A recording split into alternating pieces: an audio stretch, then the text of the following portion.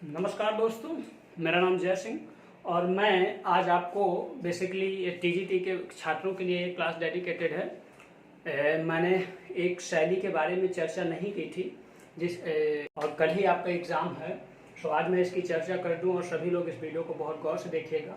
Exam में इससे question आने की संभावना है। दोस्तों, मैंने बात की थी अपभ्रंश शैली की। मैंने बहुत सारी शैलियों की बात की थी। तो दोस्तों, मैंने एक चीज़ बताई थी कि इतिहास में गुप्त काल आया था, ठीक है ना। गुप्त काल का जब पतन हुआ तो गुप्त काल के पतन के पश्चात बेसिकली हर्षवर्धन का साम्राज्य स्थापित होता है। थानेश्वर या मेरठ हरियाणा वाले इलाके में, दिल्ली वाले इलाके में हर्षवर्धन का साम्राज्य स्थापित होता है। यह साम्राज्य काफी समय तक चलता है और इसी साम्राज्य के समकालीन बंगाल वाले क्षेत्र पे, कौन से क्षेत्र पे दोस्तों, बंगाल वाले क्षेत्र पे एक गोपाल नामक एक व्यक्ति ने पाल वंश की स्थापना की। किसकी स्थापना की? पाल वंश की दोस्तों स्थापना की। किस बंदे ने? गोपाल नामक एक व्यक्ति ने पाल वंश की स्थापना किस इलाके में की?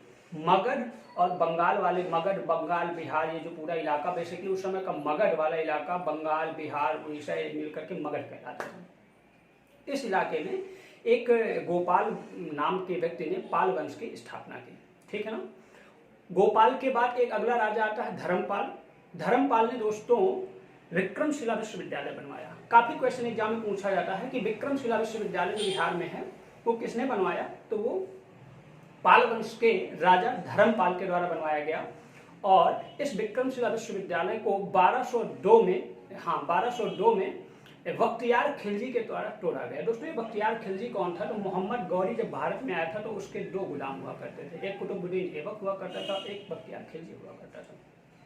दोस्तों, ये वही बख्तियार खिलजी था जो मोहम्मद गौरी के साथ आया था, ठीक है ना। कुतुबुद्दीन ऐबक ने दिल्ली सल्तनत की स्थापना की और इसको बंगाल वाला रीजन दिया गया। और ये बंगाल वाले रीजन में जब आया तो उसी क्रम में आते हुए इसने बिहार में जो विक्रमशिला विश्वविद्यालय जो पाल वंश के राजा धर्मपाल ने स्थापित किया था उसको इसने तोड़ा। इतिहास में काफी पूछा जाता है कि भाई विक्रमशिला विश्वविद्यालय को किसने तोड़ा? तो बख्तियार खिलजी ने तोड़ा, ठीक है ना। और इसको स्थापित किसने किया विक्रमशिला विश्वविद्यालय को? तो दोस्तों, विक्रमशिला विश्वविद्यालय को स्थापित किया था राजा धर्मपाल ने, जो कि पाल वंश का एक महत्वपूर्ण राजा हुआ करता था। दोस्तों, धर्मपाल के बाद एक अगला राजा आता है देवपाल। कौन आता है? देवपाल आता है। और देवपाल ने उद्घंटपुरी विश्वविद्यालय की स्थापना, उसी इलाके में उद्घंटपुरी विश्वविद्यालय की स्थापना की। बहुत क्वेश्चन दोस्तों पूछा जाता है कि उद्घंटपुरी विश्वविद्यालय की स्थापना किसने की। देखो, स्थापत्य की चीज है तो कला के एग्जाम में पूछी जा सकती है। तो उद्घंटपुरी विश्वविद्यालय की स्थापना देवपाल ने की, जो कि धर्मपाल के बाद एक शक्तिशाली राजा आता है पाल वंश का, बंगाल, मगध और बिहार वाले रीजन में। तो इसकी बात कर दी कि भाई देवपाल ने क्या किया? उद्घंटपुरी विश्वविद्यालय की स्थापना की। अब ये जो देवपाल था दोस्तों, ये मूर्ति कला, वास्तुकला, चित्रकला का महान संरक्षक या उन्नायक कहलाता है। अर्थात इसके समय चित्रकला और स्थापत्य कला पर काफी अच्छा पाल शैली पर ध्यान दिया गया। दोस्तों, इन्हीं राजाओं के समय जो शैली विकसित हुई दोस्तों, हम आज इन्हें बंगाल शैली, पाल शैली या पूर्वी शैली, बिहार शैली या पाल शैली के नाम से दोस्तों हम जानते हैं। पूर्वी शैली क्यों बोलते हैं? क्योंकि अगर मैप में आप देखो तो बंगाल किस तरफ पड़ता है? पूरब में पड़ता है, ठीक है ना। उस पूरब में पड़ता है तो पूर्वी शैली हो गई। पाल शैली क्यों करते हैं? क्योंकि पाल वंश के राजाओं ने स्थापित की थी, पाल शैली हो गई। बिहार शैली दोस्तों, बिहार मगध वाला मुख्य रीजन हुआ करता था, इसलिए बिहार शैली इसको बोल देते हैं। तो इसी पाल शैली को हम बिहार शैली और पूर्वी शैली के नाम से जानते हैं। दोस्तों, इस पाल शैली को बिहार शैली एक कला समीक्षक हुए हैं जिनका नाम है हेलेना रूबिसो। क्या हुआ है दोस्तों? हेलेना रूबिसो एक व्यक्ति हुए हैं जो कि कला समीक्षक हैं और इन्होंने पाल शैली को बिहार शैली नाम दिया है, ठीक है ना।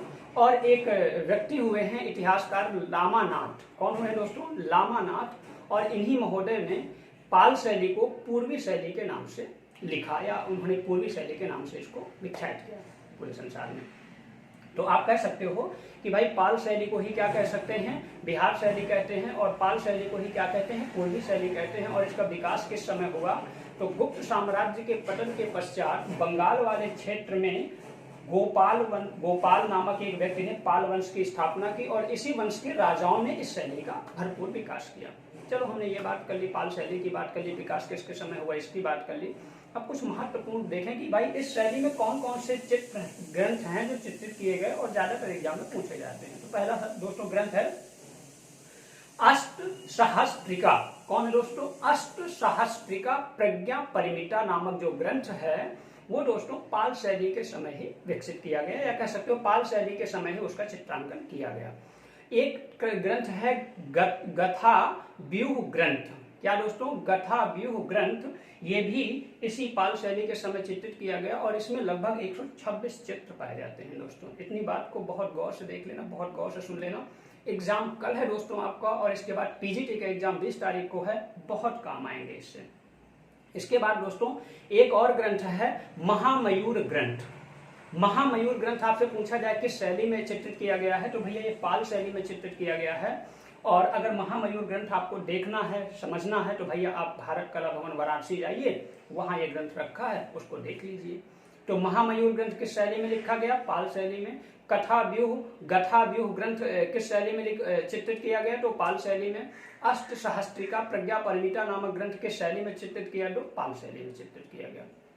अब कुछ महत्वपूर्ण विशेषताओं की बात कर लें कि भैया पाल शैली की कुछ विशेषताएं क्या थी। तो पहली विशेषता है कि पाल शैली के जो भी चित्र चित्रित किए गए, जैसे मैंने आपको बताया था कि अपभ्रंश शैली, जिसे हम पश्चिमी शैली या गुजरात शैली के नाम से जानते हैं, उसमें जो भी चित्र चित्रित किए गए थे वो ज्यादातर चित्र ताड़पत्रों पर चित्रित किए गए थे। किस पर चित्रित किए गए थे? ताड़पत्रों पर चित्रित किए गए थे दोस्तों। उसी समय इसका भी विकास हुआ, तो इसके भी चित्र ताड़पत्र में चित्रित किए गए, लेकिन ताड़पत्र के साथ साथ कागज में भी इनका चित्रांकन काफी हद तक हुआ।